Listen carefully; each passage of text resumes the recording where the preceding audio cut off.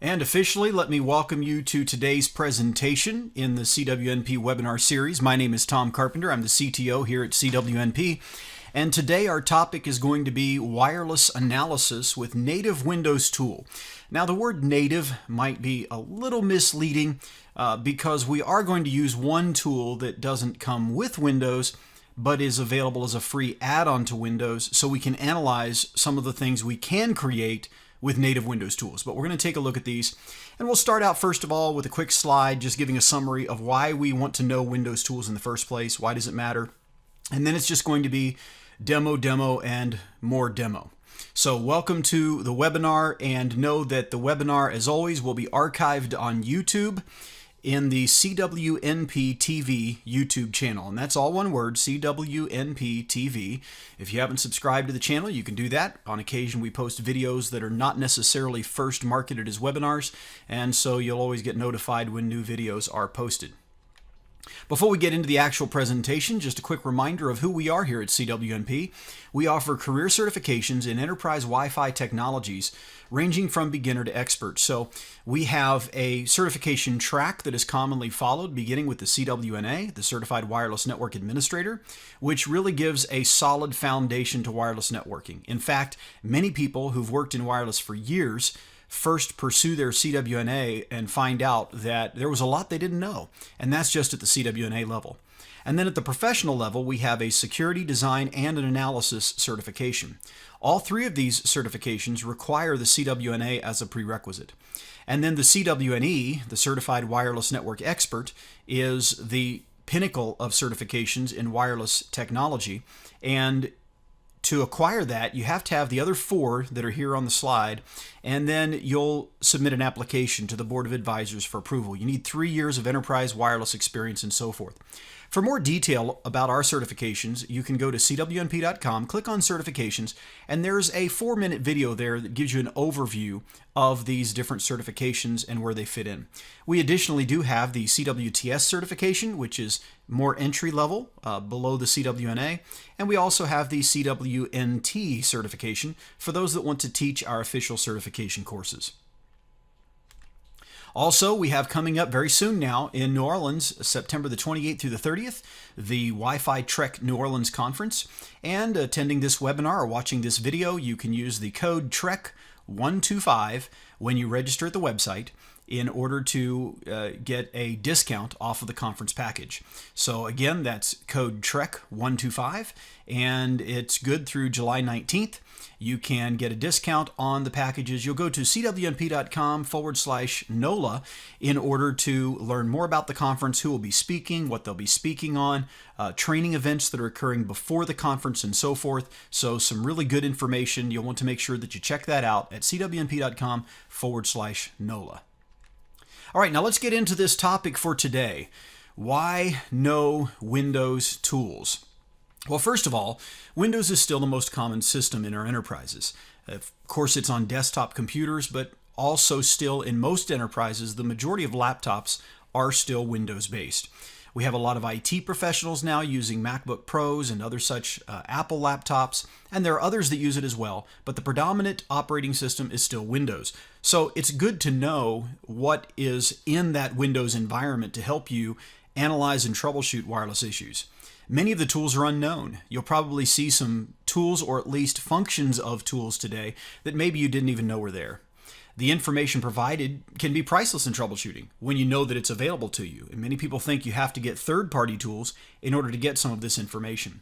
Everyone has access to these tools, either already in the system, or at least they can download one of the tools that's non-native that we'll look at and gain access to that tool as well, free from Microsoft. So this is why you want to know Windows tools, because you have Windows and many of your clients are Windows, and so knowing how to use these tools for analysis specific to wireless is important. Now, some of the tools we're going to look at today are general networking tools in the Windows environment, but they can give you enhanced information about your wireless network and how it is functioning as well. So it's very, very important to understand what tools are available to you. Okay, enough of the motivation for why to know the tools. It's time to look at demonstrations and see these tools. So we're going to be looking at several different things: diagnostics, the NETSH command. The one tool that's not really native but is freely available to all Windows users is the message analyzer. And that's what we're going to use to look at our trace files. We'll see how to export those as cap files for other protocol analyzers. We also have event viewer custom views that can show us some information about our wireless network connections, and a very simple quick demonstration at the end of SC query, which is used to view the services that are running on your Windows system, and that can be useful in troubleshooting as well when you're trying to understand what particular supplicant you might be utilizing. So these are the things we're going to look at, and what I've done to make it a little bit easier for us is I've put together a file here that you can see on the screen with several of the commands that we'll be looking at. Now I will put this text, all of these commands, in the YouTube comments for the video when I post this webinar on YouTube. So they'll be available to you there to remind you of all of these different commands that are available to you. So you don't have to worry about writing all of these down today or rewatching the video on YouTube and writing them down. I will make them available to you there. So this is kind of the set of tools that we'll go through and take a look at. I'm going to do it in a little different order than what is presented here. So I've got number 1, NETSH wireless LAN commands, and then diagnostics. I'm actually going to do diagnostics first, and then we'll spend a significant amount of our time for the 30 or 35 minutes that we're together today looking at NETSH. So the first thing I'm going to do is, if you come down to your wireless connections, of course, you can see the connections that are available. And here I can connect to a wireless network. I'm going to go ahead and connect to this network here. And it had a profile already, so it knew how to connect and what the security requirements were for it and so forth. But if you go into your network and sharing center, then it's going to, of course, show you your different networks. And you'll notice that right here I can troubleshoot a problem. I can also go into the Wi-Fi network, and here I can click diagnose. And that's going to take me straight into diagnostics for wireless. Now, I've shown this in a past webinar before, but it fits right in with what we're talking about here today, so I want to show you this again. I'm going to click on diagnose. And it's going through the process and says, you know, I didn't really find any problems. Well, there aren't any here, but what I want to show you is this link right here where it says view detailed information. And when you do that, it doesn't look like there's a lot here, but if you expand detection details, then you're going to get a significant amount of information about your adapter. Some of this is the same information we'll see with the NETSH commands at the command prompt. So for example, here we see our driver information. We can see that with NETSH. Here we also see information about the connectivity. And you can actually see the profile matched and association was successful and so forth. But here's the key thing I always like to show people that people often are unaware of as far as it being available within Windows, and that is it's giving me my list of BSSIDs, and if I scroll over here to the right I can see the SSIDs. And when you look at this, you can actually see the channel they're on and the signal strength, which is something that's not revealed over here. When you click on this and you see the list of connections, it really doesn't tell you anything about the channel they're on, the signal strength. Yes, you've got a little meter that shows you something about the signal strength, but no real details. This is showing me the signal in dB or dBm, and so I'm able to get more valuable information. So notice Office 24, it says it's -15. Well, that's literally because my access point is about 16 inches away from my USB wireless adapter that this is reporting against.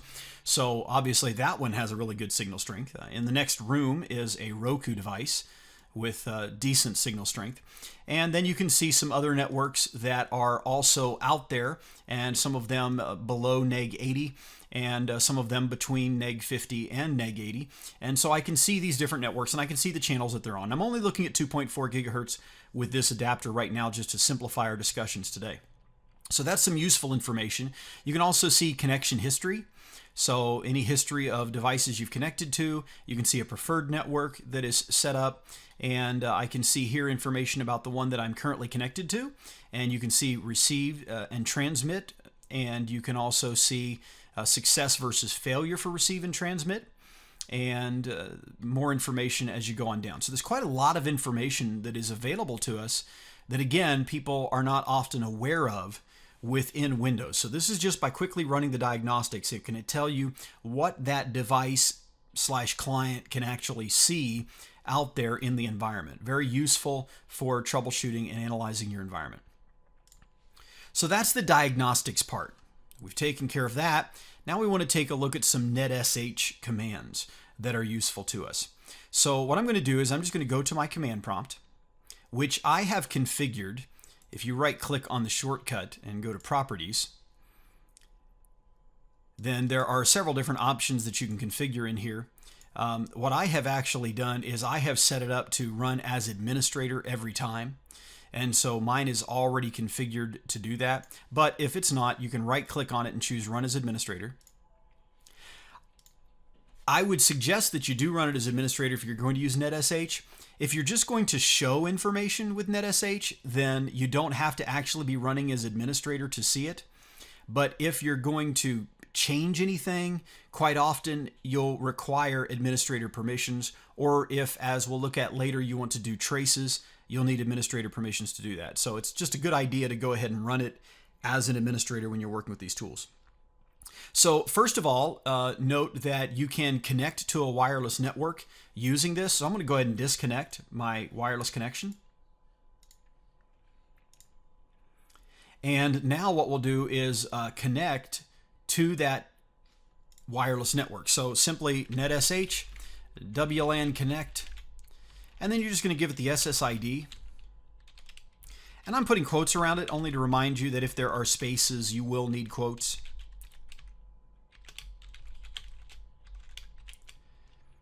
And you hit enter and it says the connection was completed successfully. Well, let's see. We'll come over here and click, and you can see I am connected. So simple task, but you can both connect and disconnect here using NETSH. Now some of the useful analysis commands, NETSH, wireless LAN show drivers. This is going to give us that same driver information that was in diagnostics. So you can see, for example, the actual driver file that you're using right here, netre28ux.sys, and you can see the version of the driver. You can see the INF file that configures it, and you can see it's a native Wi-Fi driver. It's going to support 11B, A, G, and N in this case. And we do support FIPS 140-2 and management frame protection and hosted networks if we wanted to actually set up a hosted network in that way. You can see all of the different authentication systems that are supported and the ciphers that are supported in ad hoc mode as well. So that's just from the driver. Real quick information to let you know what you're using. This can be really useful if you know in the past you've had problems with a particular driver version on some clients and you want to verify you're not running that driver version. You can quickly take a look at the drivers. Now you can also use the show interfaces command, and this is actually going to show you the, in this case it's named Wi-Fi 2, but it's my Hawking HD45 802.11n adapter, and it's going to show me that particular interface, and here I can see the signal strength, for example, and again I'm at 100% because I'm just a few inches away from the access point. You can see the connection mode is profile based because there's a saved profile for it, and it is WPA2 personal CCMP. So I can see that. It's also infrastructure and 11N. I can see the SSID and the BSSID for my connection. Now this BSSID information, the reason it's important to know instead of just the SSID is obviously that the BSSID is going to be unique to each access point, whereas the SSID in an enterprise deployment is going to be consistent across your access points. And so as you roam, you'll be able to see it here by seeing a change in the BSSID. So here we see then the simple NETSH WLAN show interfaces, and we can also see the networks that are available. And so here I'm seeing just a list of the networks similar to what I see when I click on my network icon in the system tray. So I can actually see all the different networks that are available to me, generally sorted by signal strength.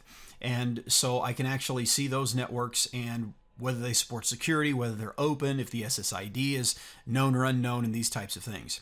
I can get more information by using the same command and then putting the mode into BSSID.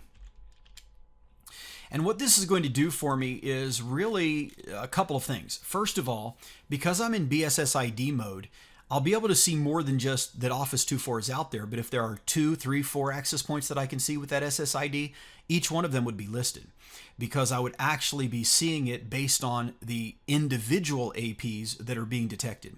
And also notice the extra information that I have now. I have the basic rates, I have the other rates or supported rates. And so I have the required data rates that a client has to support to connect, and then I also have the other rates as well. I can see the channel that it's on, the radio type, all of that information is exposed to me through the extra mode equals bssid parameter. So that's very useful when it comes to troubleshooting the wireless network and also seeing what APs are actually being viewed by the client.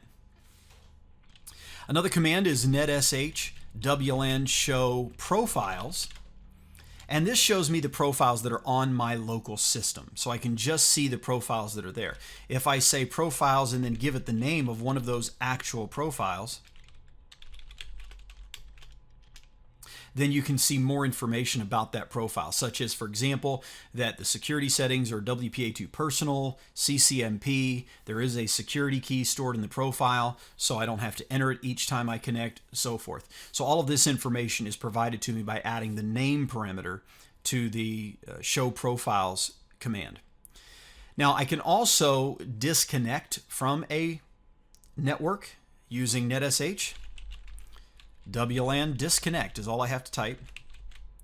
Now you'll notice if you put a question mark here that you can specify an interface. So if you have more than one wireless LAN adapter and you only want to disconnect one of them but not the other, then you can specify the specific interface you want to disconnect.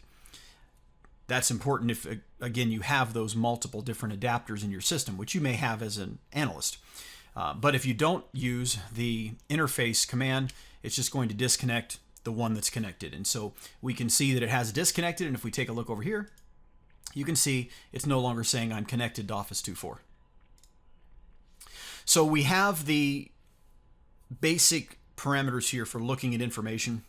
Now, one thing you might also want to do is consider exporting a profile. One nice thing about that is if you export it, you can always add it to other machines. So if I type NETSH WLAN, let's get back in our command prompt, export profile,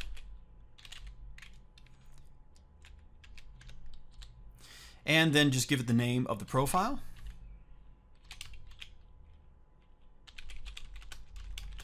And where do you want to place it? I'm going to put it in the folder C:\traces, just because it's a folder I happen to know that I have for it. And I'll hit enter. It says it's saved into that location. Now that's an XML file, so if we change to that directory and do a listing, you can see right there is the actual file. So if I say Wi-Fi 2-office, it's not case sensitive. This is the Windows command prompt, so it's not like Linux. Put it in quotes because there is a space in the file name, so it doesn't get confused and think I'm trying to type a command. Oh, I've spelled something wrong here. Oh, Office 2.3, let's try 2.4. Okay, there we go. And you can see that just opens it up in Notepad. And within Notepad, I can actually see several things that are stored in this profile. So first of all, it has the SSID name and the SSID and hex. You can see it is an extended service set, so it's infrastructure mode. It's a manual connection. It's not configured to connect automatically. That's that little checkbox where you can say connect automatically when setting up the connection. I can see it's WPA2 PSK with AES, and we're not using Enterprise. It's not 802.1x. We can see that there is a passphrase, and it is protected, and here is the keying material. So we can see all of that information is saved in that XML file. So now I can actually delete the profile. So if I say NETSH show profiles, add my WLAN parameter in there, you can actually see right here, Office 2.4 is there. If I delete it, NETSH WLAN delete profile, name equals Office 2.4. It says it's been deleted. Now if we bring up our show profiles command again, there are no profiles. But I can add one, so I can say NETSH WLAN add profile, file name equals, and then we'll put it in quotes because there are spaces.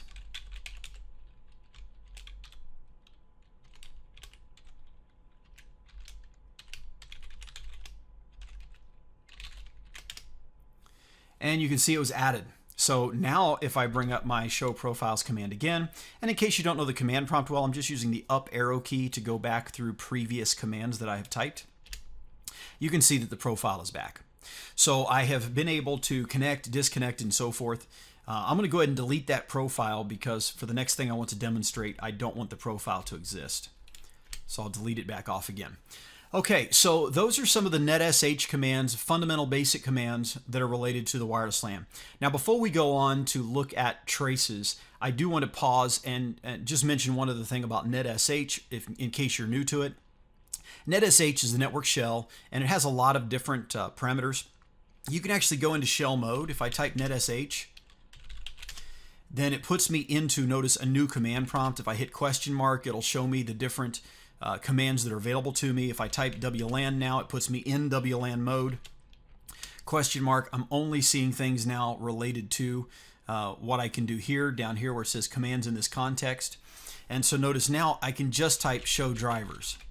So I don't have to type NETSH WLAN show drivers. So if I'm going to be looking at several things, you might want to go into the shell mode like this so that you don't have to type the NETSH WLAN in front of everything every single time.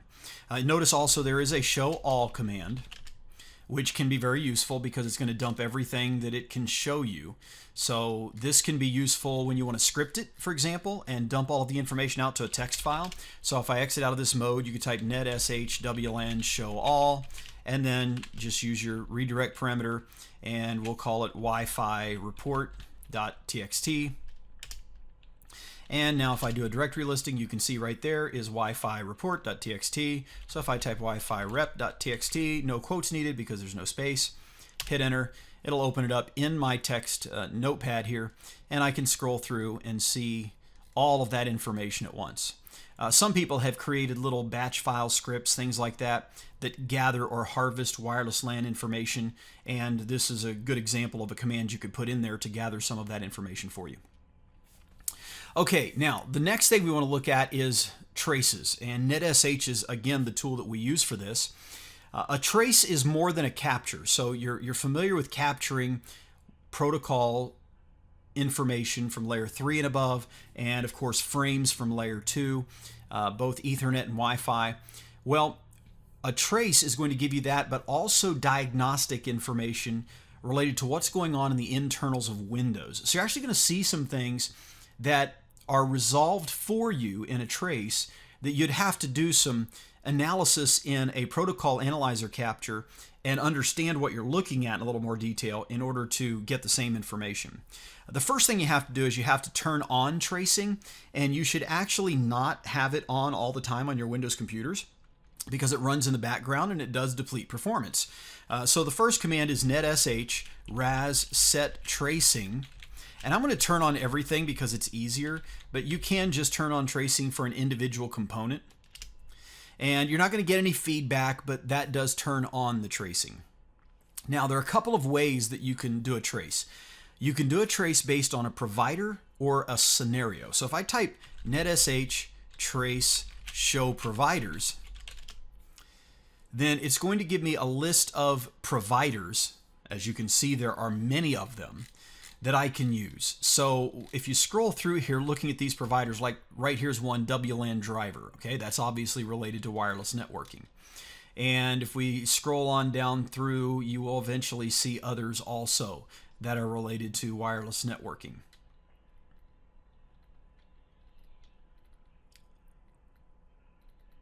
So there are many different providers that are here, but what Microsoft has done for us is they've made it easier by grouping some of these providers into what are called scenarios. So if I type NETSH trace show scenarios, notice there are just a few now, and one of them right here is WLAN. Now if you put a question mark after your parameter there, notice it says it shows a list of available scenarios that may be used with the start command. So what you can do is say scenarios WLAN, or rather, let's try name equals WLAN. Oh, it's not going to give me that. I thought it would. So I'm not able to see that scenario there because it's not giving me the details in this context.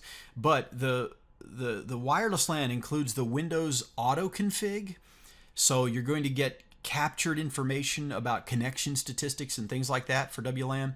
It's going to include EAP for Extensible Authentication Protocol, so you're going to get that as well, and as well as the NDIS drivers, and so you're going to get information that is important for troubleshooting wireless networking, and that's just an easier way to go rather than having to do all of them individually. So notice down here you can see that I've got one that if you wanted to do it manually, you could do the WLAN auto config, the N Wi-Fi, the V Wi-Fi, the NDIS, the EAP host, the WLAN pref, the WLAN DLG or dialog, the WLAN driver, and the NDIS.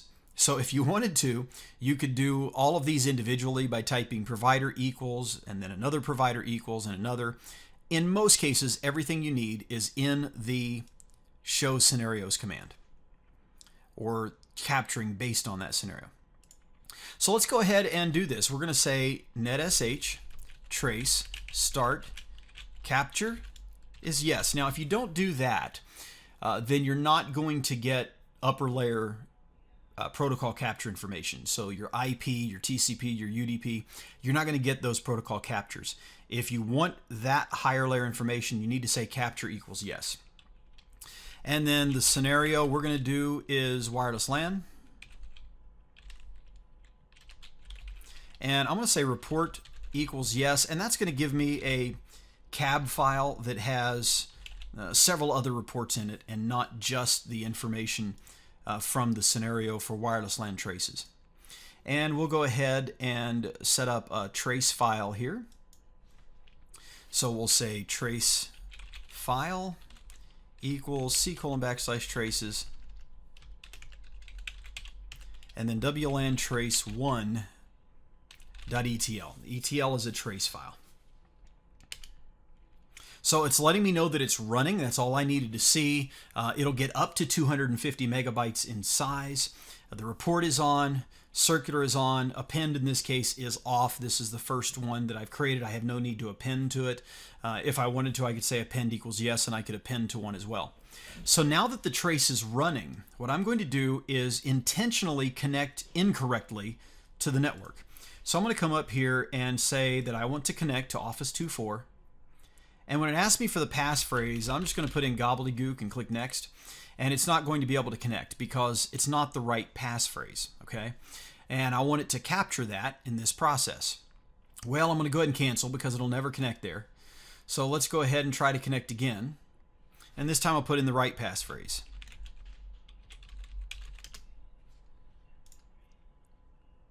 And now I am connected.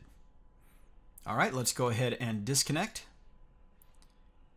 And now we can stop our trace. So I'm going to come over here and say NETSH trace stop. And this is going to go through a process then of merging your traces, generating your data collection and report. All that information is being stored in the traces folder because that's where I told it to put it, that I have created in this case. This can take a little while to generate because it's literally thousands and thousands of lines of information, even with that short period of time that we captured a trace there. Now that it's done, if I type directory, you can actually see right there is the WLAN trace 1 cab file that I mentioned, and here's the WLAN trace 1 ETL file. So we can see that information. This cab file, I can simply right-click on it in Windows and select extract to a folder, and then you'll see there's HTML reports in there that I can view. We're not going to be looking at those today, but they are in there for you if you wanted to. Now, before I forget, I'm going to go ahead and turn off tracing. So NETSH RAS set tracing * disabled. And so I've turned that back off, and therefore my system performance should be a little bit better. All right, so we're going to go ahead and take a look at that file now. So I'm going to go into traces, and right here's my ETL file. Now I have already downloaded the Microsoft Message Analyzer. This is the non-native tool that is freely available from Microsoft for analyzing these trace files. So you can download it again from Microsoft for free. It's called the Microsoft Message Analyzer. If you're not familiar with it, it replaces the old Microsoft Network Monitor, okay? So I'm going to go ahead and double click on this to load the message analyzer, and it will take it a little while. It's got to process this file and parse it out, and it can take it a while to parse. So notice down in the lower left corner you see the little activity processing notification. And you can see there are some things in here, but it's far from done. So until this stops moving, it's not done parsing that actual trace file. As you can see, clearly this trace file has a lot more information in it than what just a packet capture would have.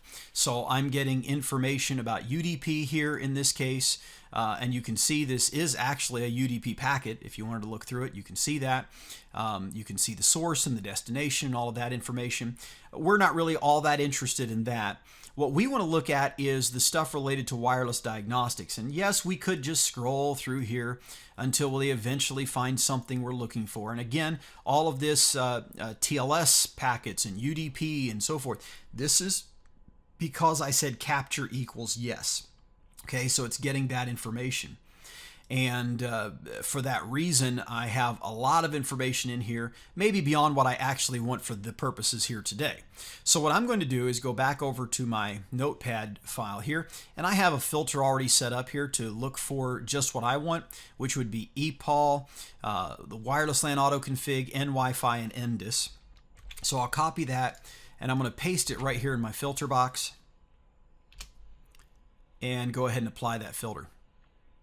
Now with that filter applied, you can clearly see a lot less information showed. By the way, it is still processing, and now it's done. It says ready, so everything is processed. And I'm just looking at the specific things I want to see. And notice here's my wireless LAN auto config. It's scanning for a network. We can see that it's using the Hawking HD45U dual band adapter. And that was the scan for networks command, the scan beginning, and the scan complete. Okay, so we can see that happening. If we scroll down through here, what I want to find is I want to find some EPOL frames. So I'm going to scroll down through until I find those. Here we go. Here's an EPOL key, part of the four-way handshake, right? 1, 2, 3, 4, looks like. Well, if we take a look, what I want you to see is it's going through and it's attempting to connect, but it's not going to be able to in the end. And you can see here that it's got a security packet that the port is down. But right here's a key one. Look at this. This is showing me right here. I don't need to understand protocol analysis. I don't need to know error codes that are returned or anything like that in a protocol capture. Right here I can see for the Microsoft Wireless LAN auto config, it received a security packet PSK mismatch. So remember, I intentionally put the wrong pre-shared key in. And right here I'm actually seeing that indeed that's what I'm getting. I'm getting a PSK mismatch. So the reason I can't connect is the pre-shared key is incorrect. And if we scroll on down further, we'll see more EAP packets. And eventually we should get, here's another mismatch with this transaction.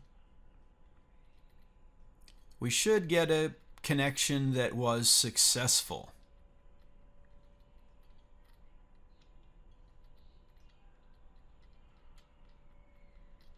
And as you can see, there can be many, many things that actually take place before the connection ever happens.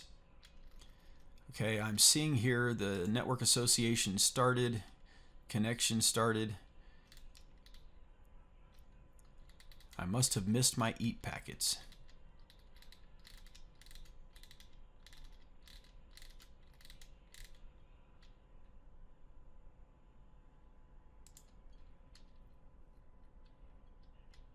Okay, there's the disconnect API. That's when I told it to stop trying.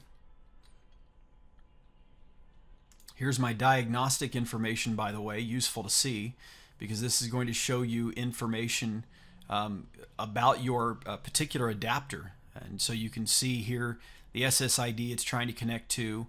You can see the authentication algorithm, the cipher suite. So all this information is revealed here as well. Signal strength is shown. All of this information is visible to you. Here's a connection complete. Here's saying it failed to connect to the wireless network. We're beginning a scan again. scanning for networks. You're going to see that this happens literally every second and a half or so, that we're scanning for networks when we're not connected and even when we are connected. And by the way, this is something that this reveals to you, is how frequently the wireless LAN auto config scans for networks. And we can continue. Here we go. Here's our EPOL, and beautiful. Okay, so here we're seeing the actual configuration. And here you see right there's what we're looking for, four-way completion. And so that means the four-way handshake completed successfully. And the interesting thing is you can see that it's a secure connection. It succeeded. And here's the completion reason. All zeros, meaning no errors. Here's the connection health status information. And you can also see, again, the connection diagnostic information. Now, interestingly, look right here, scan for networks. But here's what I want you to notice. We're going to begin the scan, and then immediately says no auto switch for the current connection. What's that mean? Well, this is telling us something about roaming. What's happened is it has done a scan. It has found no other APs servicing the Office 2.4 SSID that would be better, and so there's no auto switch. We're not roaming to a different access point. So you can actually see that this scan happens, and you'll scroll through, you'll see it again and again. So there's a lot of that information in here. And for sake of time, we'll kind of end our analysis here of this trace. But as you can see, there's a lot of information in here. I would encourage you to do exactly what I just did and take some time, scroll through, look at all of these different messages, because there's a lot of information that's revealed to you about your wireless connection, why it's connecting, why it's not connecting, is it scanning for other networks, is it deciding to roam. So if you want to analyze some roaming just from a laptop, you can start a trace and connect to your network and then move your laptop, and you'll see when it roams. And you can go back then, and remember there's the connection health information. So you can go back and look at that information, and you can see what was the signal strength right before I roamed, what was the signal strength of the new AP I roamed to. So you can begin to discover some interesting things about how your particular device is choosing to roam on that network. One other quick note about this tool is you can at any time go to File and choose Save As, and you can actually save all your messages, and you can export them. And when you choose Export, notice it's a cap file. So I can save that as a capture file. Now I do want to point out that with this tool and the trace the way I did it, you're not going to get 802.11 frame information. All that stuff about signal strength, the radio tap header information, that's all in here in your trace data. Okay, so that's not going to be in the cap file. All this cap file is going to do is give you virtualized Ethernet frames and upper layer packet information. So if you want to look at that in another protocol analyzer, you can export it and do that, but just know that that's all it's going to give you. It's not really going to give you the 802.11 frame header information that you might be expecting. Okay, we'll go ahead and close the message analyzer.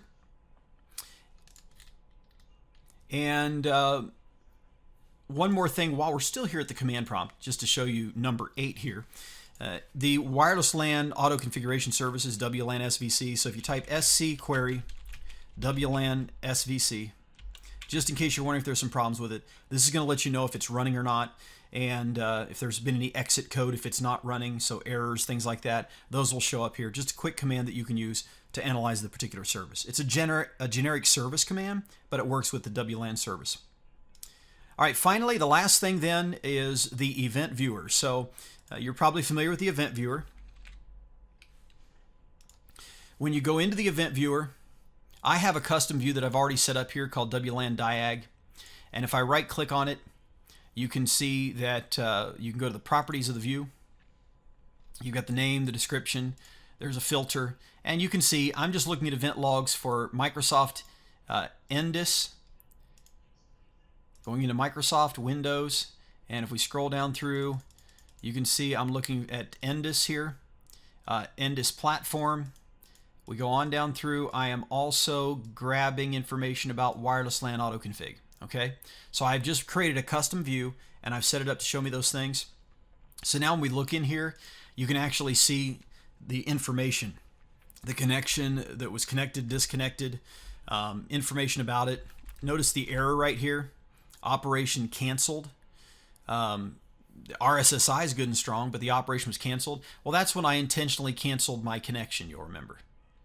And right here just before that, notice it says PSK mismatch suspected is all it says here. So this is right before I canceled the attempt to connect, and it's telling me here as well there was a PSK mismatch. So yet another place where you can come in and get that information. You don't have to guess, am I unable to connect because the pre-shared key is wrong, or is there some other issue? So between the trace, the information here in the event viewer, you can get that kind of information on your wireless system. So as you can see, there are quite a lot of different tools and components that are built in to this environment that allow you to troubleshoot the scenarios that you might be facing.